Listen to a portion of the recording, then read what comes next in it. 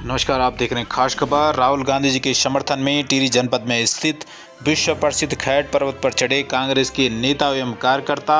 आपको बताते चलें, समुद्र तल से 10,500 फीट की ऊंची चोटी है, जिसे कहा जाता है परियों का देश।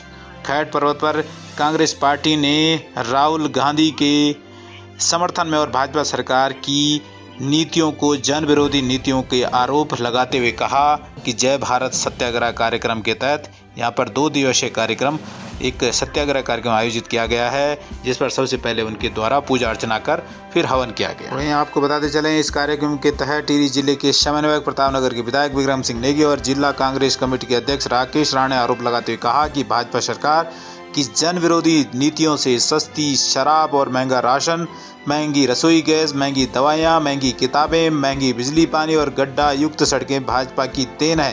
खैट पर्वत वही जगह है जहां से उत्तराखंड पृथक राज्य निर्माण आंदोलनकारियों ने देश विदेश का ध्यानाकर्षण किया था और अलग उत्तराखंड राज्य की प्राप्ति हुई थी। इन्होंने कहा कि हम सभी कांग्रेस जन भी देश का ध्यान आकर्षण करना चाहते हैं और आज इस खैट पर्वत में बैठकर प्रधानमंत्री जी को 1100 पोस्ट कार्ड पर निम्नांकित सवाल लिखकर भेज रहे हैं। और आपको बताते हैं क्या वो सवाल, वहीं आपको तस्वीरों में बता रहे हैं वो जो सवाल। पहला सवाल, 20,000 करोड़ जो अदानी की सेल कंपनी में लगा, वो किसका है? प्रधानमंत्री जी और अदानी जी का क्या रिश्ता है? और राहुल गांधी जी पर बदले की भावना से उनकी सदस्यता क्यों निलंबित की गई है, जबकि इसी तरह का एक मामला गुजरात में भी।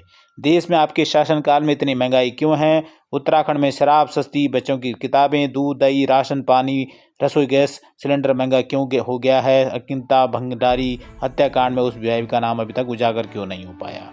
क्यों लगातार पेपर लीक होते आ रहे हैं? बेरोजगार युवाओं पर लाठीचार्ज किया गया। अब तक उत्तराखंड राज्य में कितने बेरोजगारों को रोजगार दिया गया है? वहीं टिहरी बांध के ऊपर से 24 घंटे आवागमन क्यों नहीं शुरू हुआ है?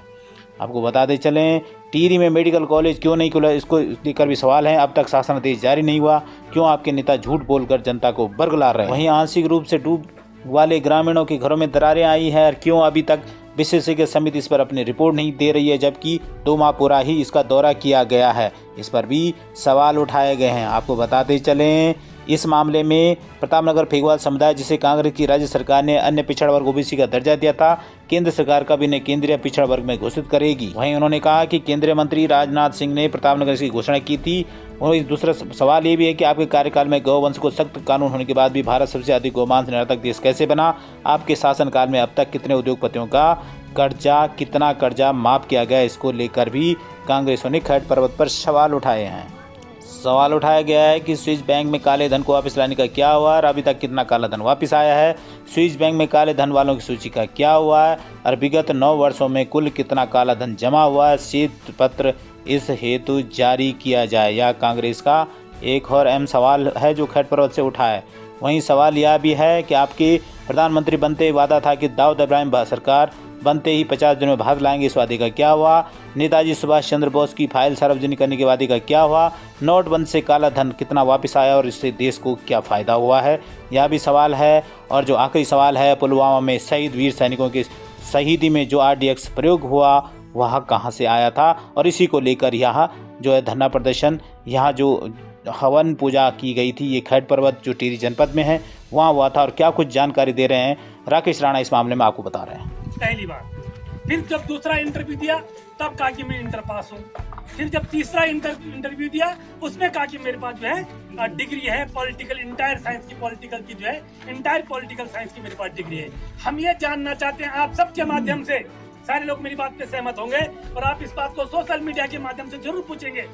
हम ये जानना चाहते हैं कि जिस देश का प्रधानमंत्री इतना झूठा हो, जिस देश का शासक इतना झूठा हो, जो अपने चाल चरित्र चेहरे को सही तरीके से उजागर जनता के सामने कर रहा है, नहीं कर पा रहा है, सही तरीके से अपनी सच्चाई नहीं बता पा रहा, अपनी डिग्री नहीं बता रहा, अपने घर परिवार के बारे में नहीं बता रहा। आज भी एक आदमी वो नहीं मिला जिसने कभी नरेंद्र मोदी के हाथ की कोई चाय रेलवे स्टेशन पे पी। वो रेलवे स्टेशन ही कहीं नहीं है, वो डिग्री कहीं नहीं है और वो यूनिवर्सिटी ही कहीं नहीं है जहाँ से वो डिग्री मिली। इसलिए आप सबसे निवेदन है कि जरूर आप ये सवाल करें कि देश का प्रधानमंत्री झूठा, निकम्मा, बवंडरी, आडम्बरी देश का प्रधानमंत्री है। बेलवाल जी एक सवाल उन्होंने लिखा है, ये स्थानीय सवालों के अलावा एक सवाल हमारा और भी है माननीय मोदी जी कहते थे कि हम स्विस बैंक में जितने काले धन लोगों के हैं उनका नाम कब जाकर रखेंगे। 129 लोगों की सूची पहले मेरे पास है और सरकार बनते ही 100 दिन में 129 लोगों की सूची जारी करूंगा। आज तक वो सूची कहाँ गई, कौन कौन उसमें लोग थे, ये जो है सामने पर क्यों नहीं आया, देश की जनता ही पूछना चाहती है। पिछले 10 सालों में सबसे ज्यादा काला धन स्विस बैंकों में जमा हुआ, वो आखिर जो है किसके थे ये भी आपको बताना होगा। और कितना जो है स्विस बैंक में जो है पैसा काला धन जमा है ये भी आपने आज तक नहीं बताया। ये सारी हम लोग आज